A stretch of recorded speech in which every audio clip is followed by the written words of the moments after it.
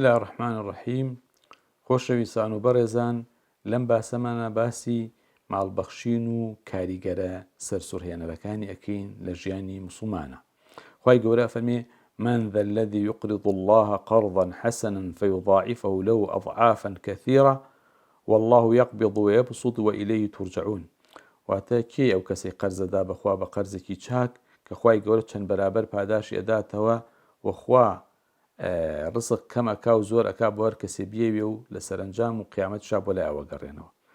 ولا ئاەتی کا فەرمێ: وما أنفقتم من شيء فهو يخلفه وهو خير الرازقين. ئێوە هەر شتێ بەخشن، خوای گەورە شوێنەکەی پڕەکاتەوە و خوای گەورە چاکترین ڕۆزی دەرانە. جا لەسەر ئەمە کە خوای گەورە شوێنەکەی پڕەکاتەوە ڕووداوی زۆر ڕووی داوە. ئێمە چەند ڕووداوێکتان بۆ ئەگێڕینەوە کە واقعی ڕوویان داوە. مامۆسایەک شەو لە ماڵ و دانیشتۆ فەقیرێک لە دەرگا ئەدا و ئەویش هەر دە هێلکەی مریشکیانە بێ، ئەڵێ بە خێزانەکەی ئەو هێلکانەی بەری، ئەویش نۆ هێلکەی پێ ئەدا و یەکێکیان هێڵێتەوە بۆ مناڵێکیان هەیە بۆ ئەڵێ پێویستی ئەبی. دوایی ماوەیەک بڵێن نیو سەعاتەوەنەی پێچێ کابرایەک دێ سەرفێک یێنێ 90 دیناری تایە. مامۆسا ئەڵێ بە خێزانەکەی ئەو هێلکانە داد بە ئەو فەقیرە، ئەڵێ بەڵێ، ئەڵێ چەندێکی دا؟ ئەڵێ ئەڵێ بۆی ئەمە 90 دینارە، چونکە ئەو نۆ هێلکەیدا یەک بەدە خوای گەورە حەقی بۆ کردوونەتەوە. نەخۆشێک گورچیلەی تووشی ئەوە بێ کە گورچیلەی بۆ بگۆڕن و گورچیلەی تووشی وەسانە بێ، ئافرەتێک گێنن گورچیلەکەی لێ ئەکڕن بۆی گورچیلەکەی بۆ دابنێن. لەو کاتا کە ئیتر ئاوا فەحسوشتەکە ئەکەن و بەرەو ئەوە بچن عملیاتەکە بکەن بۆی، نەخۆشەکە ئەچێتە لای ئافرەتە ساقەکە کە گورچیلەکەی لێ کڕیوە، سیرکە زۆر ناڕەحەت ئەگری و بێتاقەت. وەڵێ بۆچی ئەگریت؟ خۆی ئێمە زۆرمان لێ نەکردووانە. ئەڵێ نەوەڵە. ئەی بۆچی ئەگری؟ ئەڵێ وەڵای من ئەم گورچیلە نافرۆشم، بەس لەبەر فەقیری و محتاجی ئەیفرۆشمەنە ئەم ئەفرۆشت. ئینسان چۆن گورچیلەی خۆی ئەفرۆشی؟ ئەویش ئەڵێ دەبڕۆ گورچیلەکە بۆ خۆت و پارەکەش بۆ خۆت.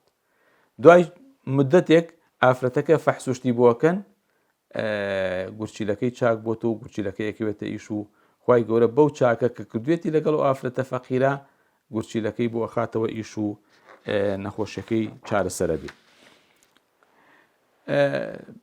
دوو مناڵ ئەوە خوشک و برایەکن، یەکیان چەقۆی شتێکی بەدەستەوە بێ ئەچێ بە چاوی ئەوی کەیانە چاوی زۆر خراپ بینایی نامێنی.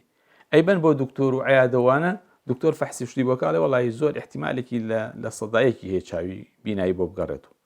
ئیتر لەوێ ئافرەتەکە بە مێردەکەی ئەڵێ بەعزی ئاڵتونیان هەیە لە ماڵای خۆیەتی، ئەڵێ بۆی بێنێ و ئەیکا بەخێر بەنێتی ئەوەی خوای گەورە شیفای ئەو مناڵیان بدە.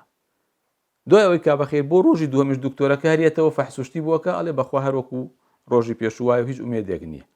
بەڵام دوا ئەوە بۆ ڕۆژی سێهەم دکتۆرێکی کە یە فەحسوشتی بۆکە، ئەڵێ من عەمەلیاتی یەکەم و ئومێدی شەیە چاک بێت و عەمەلیاتی بووەکە و دوای فترەیەک چەند مانگێک بینایی بۆ چاوەکە ئەگەڕێتەوە کە ئەم دایکی ئەوەی هەیە بوو ماڵێکی فەقیر هەرچی هەبوو ئاڵتونەکە گشتی کرد بەخێر بۆ ئەم مناڵێکی واکو خوای گەورە بینایی بۆ چاوی بگەڕێنێتەوە. جارێکیان کوڕێک پیاوێک بە ڕێگەیەکە ڕوا سێرەکە ئافرەتێک و مناڵێک کە زۆر فەقیری و دامیاویان پێوە دیارە دەستی لێپانەکات و داوای لێکا کەوا یارمەتی بە ئەمیش دەستکە بەخەلا سێرەکە 5 ڕیاڵی پێیە، تۆزی ئەوە دوو دڵە بێ بیاتێ نەیاتی، ئەخیرەن بڕیارەدا 5 ڕیاڵەکەی باتی. ئەڵێ کە چوومەوە بۆ ماڵۆ دایکم وتی کوڕم ئەوە زەرفێکە پیاوێک بۆی نردووی، خزمێکمان بۆ نردووی، کە سەیرم کرد سەیرەکەم 500 ڕیاڵی تایە.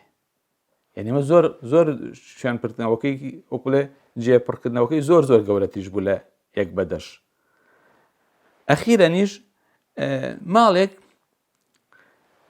ماڵ پارۆشتیان هەیە لە شوێنێکە دایان ناوە، شتێکیشیان داناوە بۆ خێر و سەدەقە و زەکات، دزیە بۆ ماڵەکەیان هەموو شتەکەی ئەبا، بەس ئەو بەشەی کە دانراوە کە جیایە لە پارەکەی تر ئەو بەشەی نەبردوو. ئی هەر دزەخۆ بۆ هەمووی ببردایە، بەڵام قەدەری خوا ئەو بەشەی کە هی سەدەقە و خێرەکە بۆ دایان ناوە ئەوەی نەبردوو. لەبەرەوە خوای گەورە لە قورئانە فەرمێ: وما أنفقتم من شيء فهو يخلفه. ئێوە هەر شتێ ببەخشن خوای گەورە شوێنەکەی پڕەکاتەوە. پێغەمبەری خوایش فەرمێ: ما نقصت صدقة من مال. ماڵ بەخشین ماڵەکە کەم ناکە، بە زاهیر کەمەکە، تۆ شتێک ئەبەخشی، تۆ زەکاتێک ئەدەی، تۆ خێرێکەکەی کەمە بێتەوە، بەڵام خوای گەورە یا شوێنەکەی پڕەکاتەوە یا بەرەکە دەخاتە ماڵ و عمر و تەمەنی ئەو ماڵێکەوە خێر و چاکە و سەدەقە و ماڵبەخشینەکەیان کردووە. خی گەورە لە هەموو لایەکمان خۆش بێ، یارمەتیماندا سەدەقە و ماڵبەخشینی ماڵەکانمان بکەین ئەگەر کەمیشمان هەبوو. وەسەلام عەلەیکوم وەڕەحمەتوڵڵاهی وبەرەکاتوه.